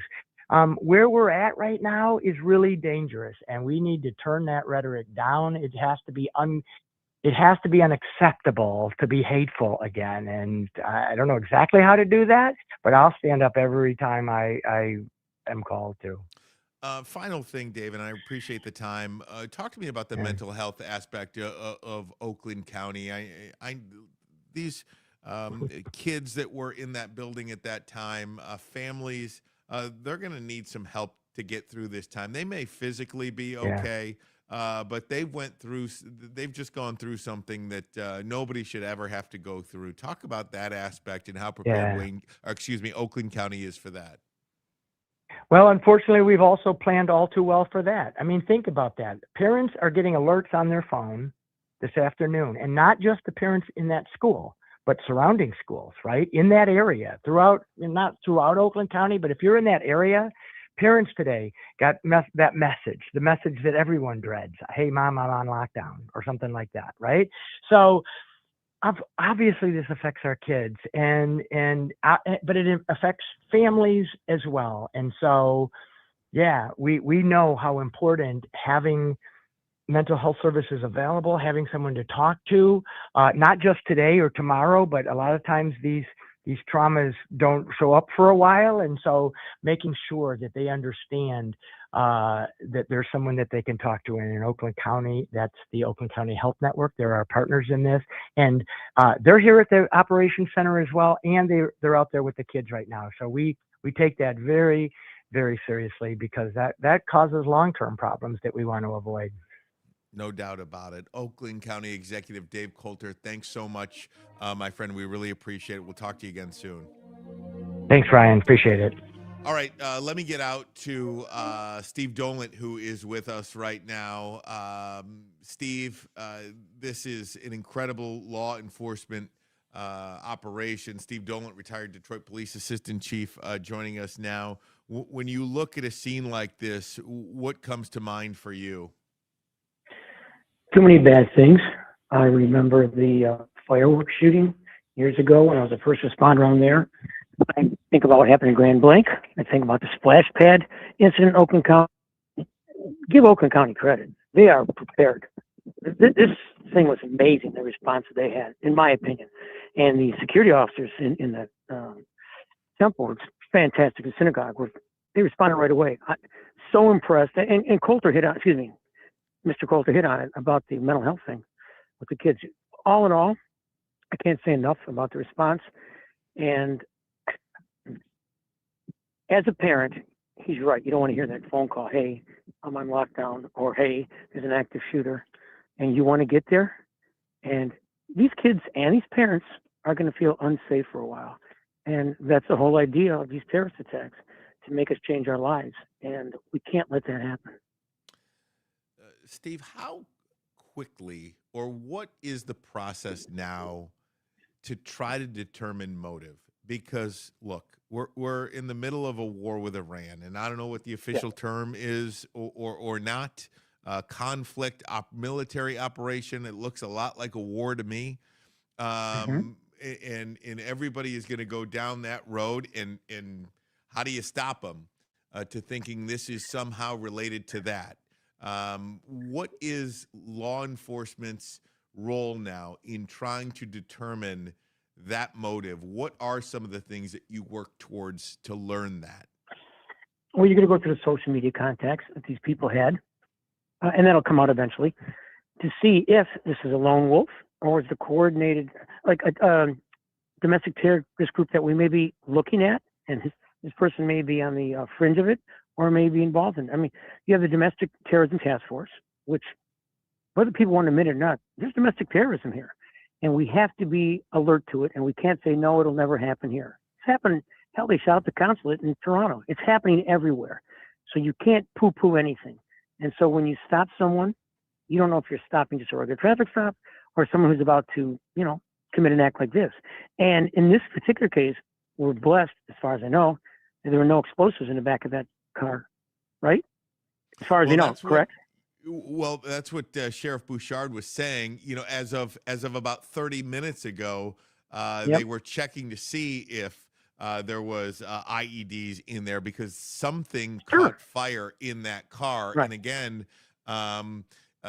Sheriff Bouchard also said that the video shows that car was driving with purpose. Absolutely. Yeah. Well, okay. This is the fourth one in a year. Yeah. There's Canton, Grand Blanc, there was the airport, and now this. People are using their vehicles as weapons of mass destruction. And we have, and someone said, well, how do you stop that? I said, well, you could put cement barriers out in front or, cement bollards, but that's kind of cost prohibitive. But again, what's a life worth? You're kind of like, you can do anything you want, but if I want to get to you, and I don't care if I live, I'll get to you. They've gotten the president, the pope, they get to people all the time. And if I want to get to you bad enough, I don't care if I live, because I'm a martyr for the cause. So we have to be vigilant of that. Steve, I think that's probably the scariest thing from a civilian point of view. Somebody like me or anybody listening right now, like when you're trying to determine how you go about your business. I mean, you can't even go express your faith without worrying about this stuff. To deal with people who do not care if they live or if they die, from a law enforcement perspective, how difficult is that for you? A lot. Yeah. You've heard of suicide by cops, people who are despondent, and you don't know, do I have to shoot this person or not? If I do, are the repercussions on me? What if this person didn't have a gun? What if this person was actually trying to stop the thing? If I don't shoot, am I going to die? So you got, a split second to make all these decisions? And what if I shoot and miss and hit someone innocent? What if isn't not what we thought? There's so many things on the way to the run. You're thinking, okay, you're running through everything in your mind, hoping to get additional information. But when push comes to shove and you have all the training in the world, and all of a sudden you realize in that split second you're mortal, you're not going to see your family maybe, or you may take someone's life. This isn't a bang, bang, shoot 'em up crap on TV. This is a real deal. And then you have to deal with it mentally as first responder, or they're police or fire. And the fire responded to the temple, but they couldn't do anything until they knew the scene was secure by the police because they're not armed. Same with EMS. So I'm sorry, but this thing really hits home. And I get so upset because it just affects everybody. The kids, the families, the teachers, everybody. And you're right. Why can't you go to church and feel safe? And we have security at our church. I know you have security at your church and all the synagogues. And right now, if it's me and I'm a police chief, I'm putting special attention to the temples and the mosques in case there's retribution from an anti-Islamic group. That was my next question, Steve. And we're talking to Steve Dolan, retired former Detroit police assistant chief. That was my next question. When something like this happens, do you have conversations with other synagogues, with other mosques now? How does this work from a law enforcement perspective about what happens from here, what you're prepared for, what you're guarding against, that high alert that we always talk about? We always talk about high alert. What does that actually mean? It means you better be ready for anything. So I'm sure that in Dearborn, Chief Shaheen is in constant contact with the imams right now. I would think that I can't think of what the organization is called, not the Jewish Defense League, but they have an organization here that all the temples, all the synagogues are basically tied in together.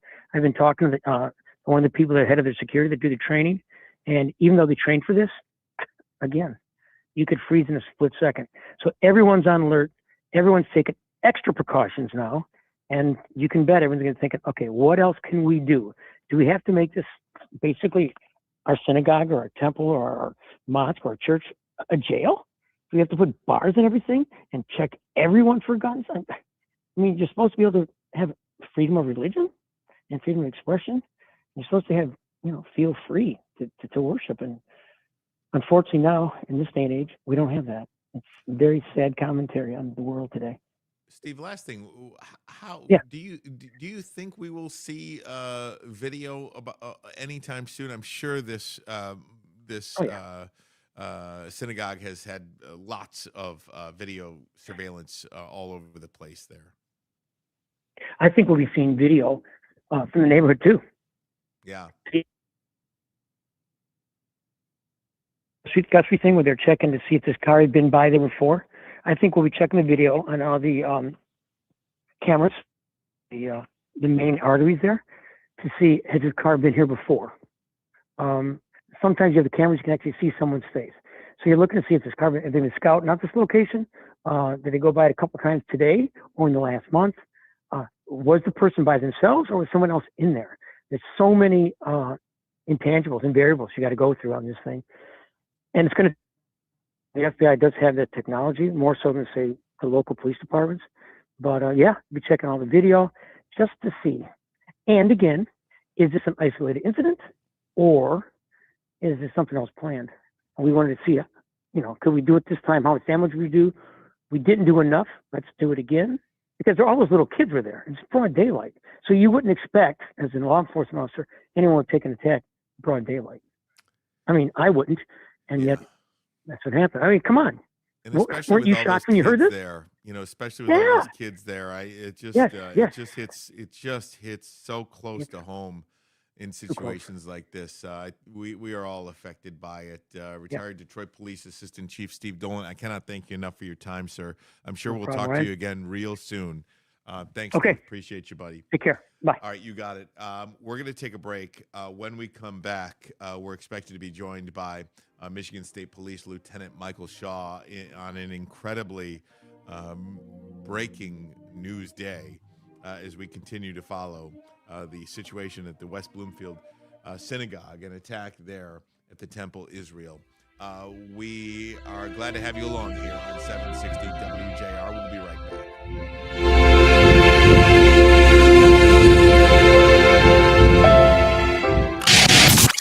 The Michigan State Spartans are headed to the Big Ten tournament this weekend. The green and white hit the court Friday night. Tom Izzo and his squad are locked in, fired up, and ready for a fight. WJR broadcast time is 8 p.m. The Spartans play here on 760 WJR.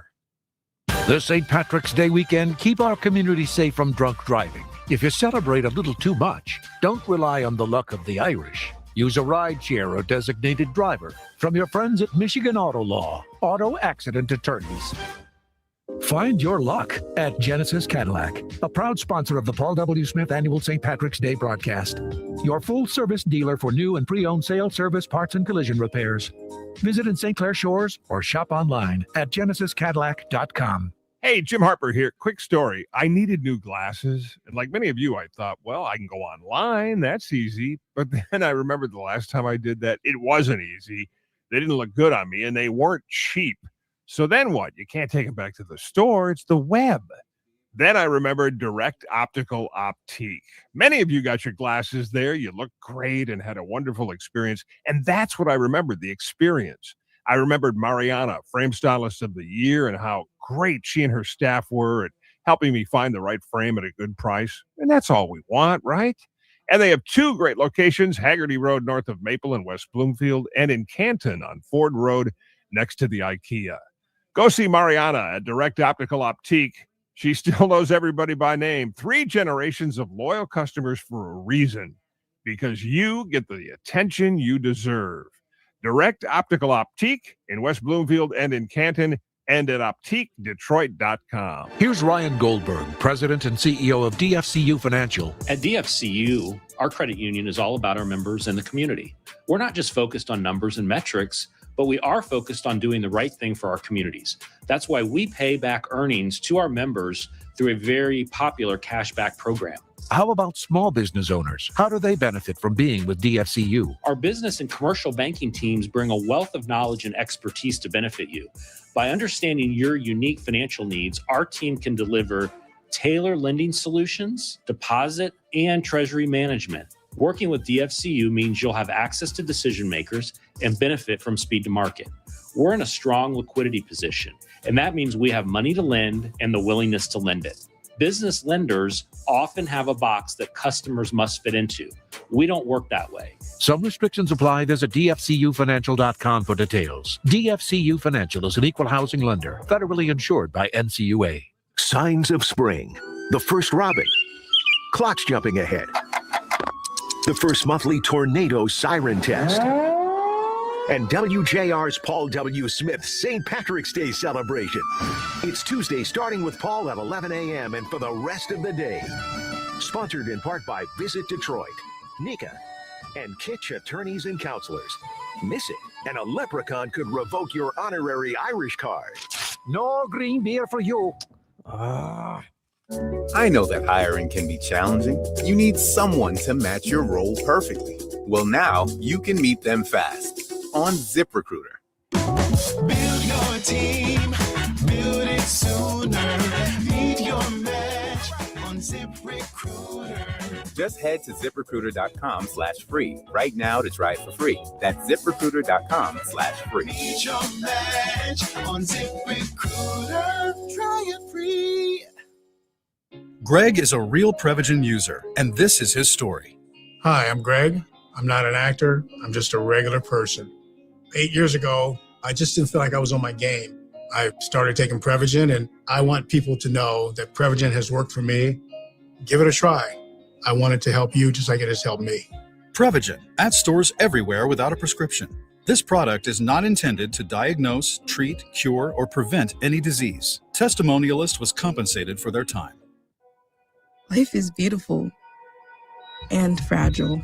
We fall. We get tired. And sometimes we get sick. But with Corewell Health, we are also strong. We fight disease. We battle cancer. We come together. We come back.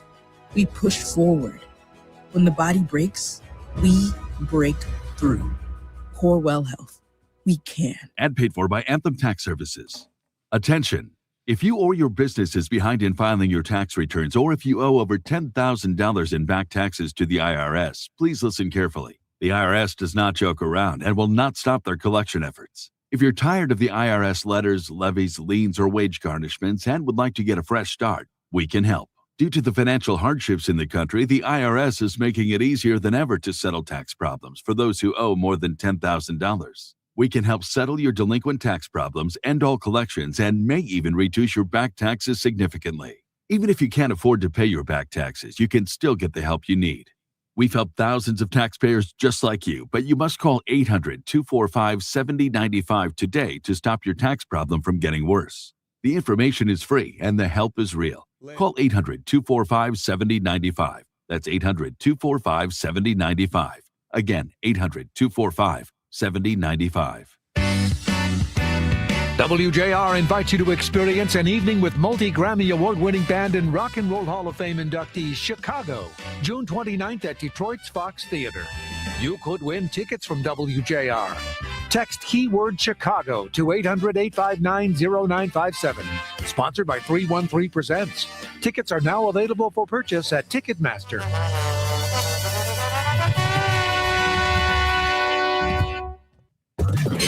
WJR Traffic and Weather First. This report is sponsored by Guardian Alarm. Metro Detroit business owners, take your security system to the next level with Guardian Alarm. From video surveillance to fire protection and more, Guardian Alarm will install the ideal security system for your business and budget. Call 1-800-STAY-OUT for your free security consultation. This report is sponsored by Positive Coaching Alliance. Got issues with youth or high school sports? Positive Coaching Alliance can help. PCA, a national nonprofit, offers more than 1,000 free online resources for youth and high school sports coaches, parents, students, and administrators. Visit PCADevZone.org. And also by Reamer Floors. Their 3-day sale is here this Thursday through Saturday only. Save up to 40% on new flooring for your home, carpet, hardwood, luxury, vinyl, and waterproof floors, all at unbeatable sale pricing. If flooring is on your spring to-do list, don't wait. This weekend only at Reamer Floors in Bloomfield Hills, Northville, or online at reamerfloors.com. Drake Road still closed in both directions between Pine Tree Drive and Walnut Lake Road. Due to police activity, please avoid that area. Walnut Lake Road also closed in both directions between Drake Road and Farmington Road. We've got strong police presence there as well. You can use Maple as an alternate. The right lane blocked by law enforcement on I-75 southbound at Square Lake Road. And watch out for an accident blocking your left lane on I-94 westbound after Mount Elliott Street. That's causing delays from Gratiot. Now, WJR Weather First from the Weather Channel. A mix of sun and clouds today, a high of 43. Morning rain mixed with snow for Friday. Overcast for the afternoon, a high of 45. Right now it's windy, mostly cloudy, 41 degrees. I'm Rich Luzensky, WJR Traffic and Weather First. This report is sponsored by Mattress Firm. Having trouble sleeping? Visit Mattress Firm during the Upgrade Your Sleep sale. Their sleep experts will help find your perfect bed from a premium selection of top brands. They make sleep easy. Call us or text us. The number's the same. 1-800-859-0957. I'm back after this. 1-800-859-0WJR. Powered by Michigan Auto Law. Auto Accident Attorneys. Visit autolaw.com. That's autolaw.com. You're up. 760 WJR, a gunman in West Bloomfield, a synagogue attack is dead. There are no civilian casualties. The Jewish Federation ended the lockdown in the area, and we just spoke to Oakland County Executive Dave Coulter, talked to us about that lockdown. Let's bring in Lieutenant Michael Shaw, the Michigan State Police. Lieutenant, thanks for sticking with us here, and thanks so much for the time. Just your reaction to everything that happened today, especially from a law enforcement perspective. It appears like everything went as it should have. It does appear that way. I think what's important for the community to know is what we know in this investigation to be fact today could totally change in a month or 6 months down the road when the investigation is completed. So I always ask people to do their best to not pay attention to non-official sources on social media, because a lot of times those stories that you see out there just aren't factual. And you're going to have to give whoever ends up being the lead agency, whether it's West Bloomfield or if there's a terrorism nexus and the FBI assumes the lead of this, it's going to take them some time to really figure out what occurred for this and what we can do in the future to try to prevent these type of attacks. You raise a really interesting point about the social media aspect of this and everybody wanting to be first to share a tip or share something that they think they know. How detrimental to an investigation is that, or from just a sheer ability for law enforcement to combat a narrative maybe that's out there that is not true or is true? How do you see that? So it does make it a lot more difficult. When I first joined MSP, we didn't have these issues with social media or things like that, that a lot of the information was coming through and it was either confirmed by media through 3 or 4 sources or, it's coming from us directly. And there wasn't that little aspect to it. So it does make it harder. If you remember back with the MSU shooting, there were so many different scanner pages out there that people were reporting Roman gangs of armed people walking through the campus to where we found out later on that that just wasn't true.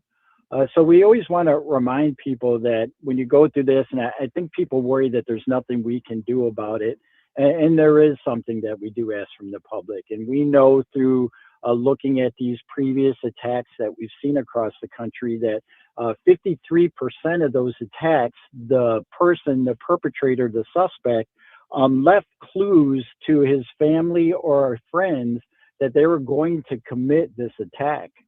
And over 59% of those people were planning these attacks for over a year. So we know that there's certain clues and things that go out there.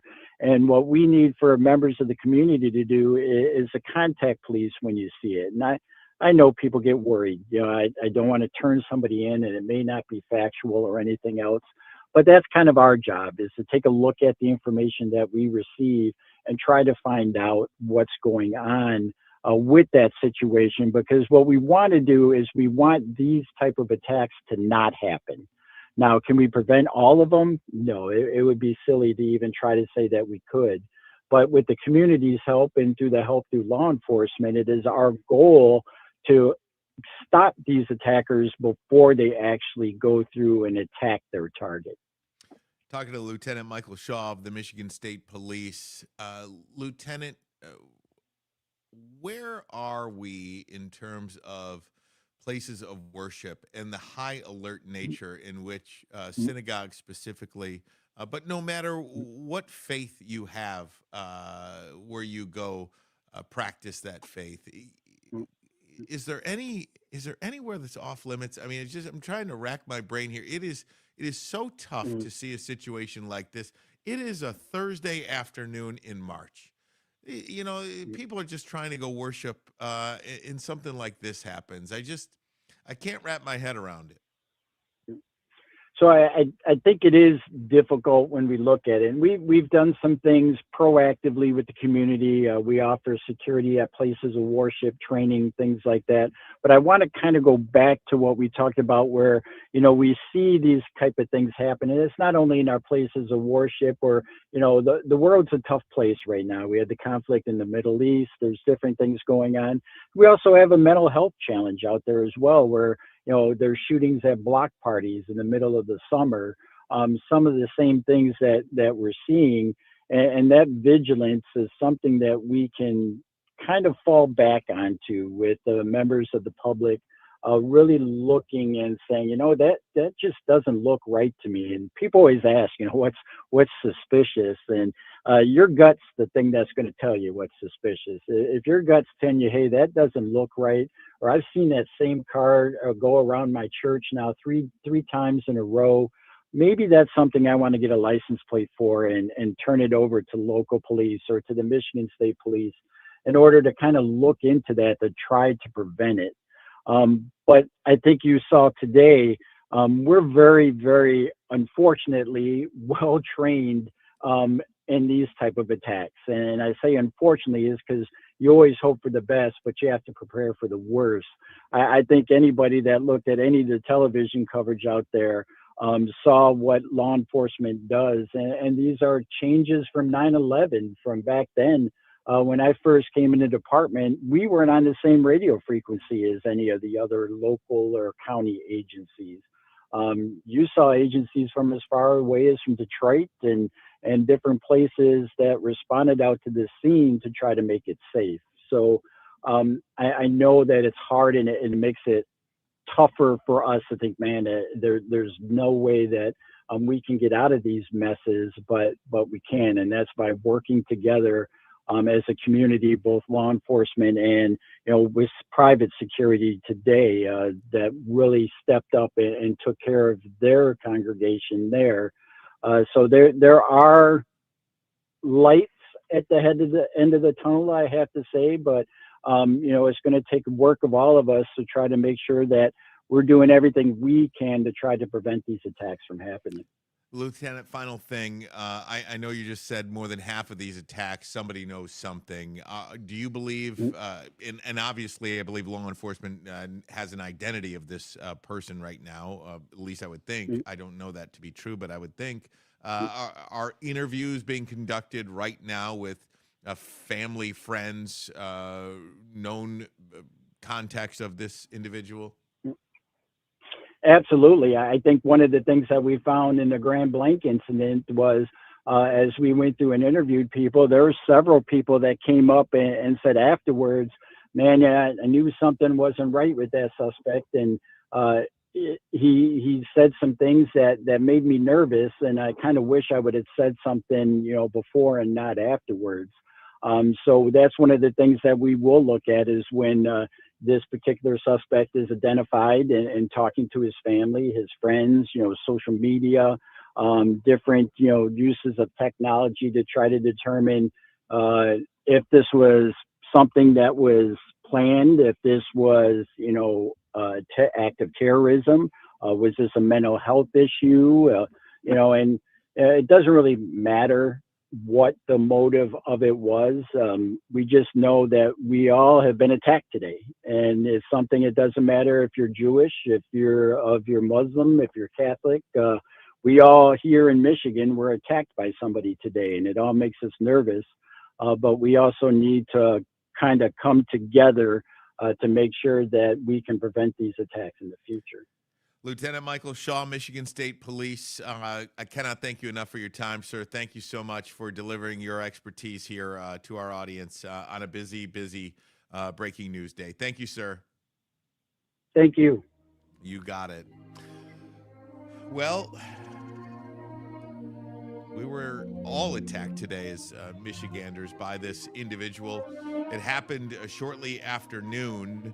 A vehicle drove through the front entrance of Temple Israel. A gunman was dead inside the car. Security guard was hit by a vehicle. He is hospitalized.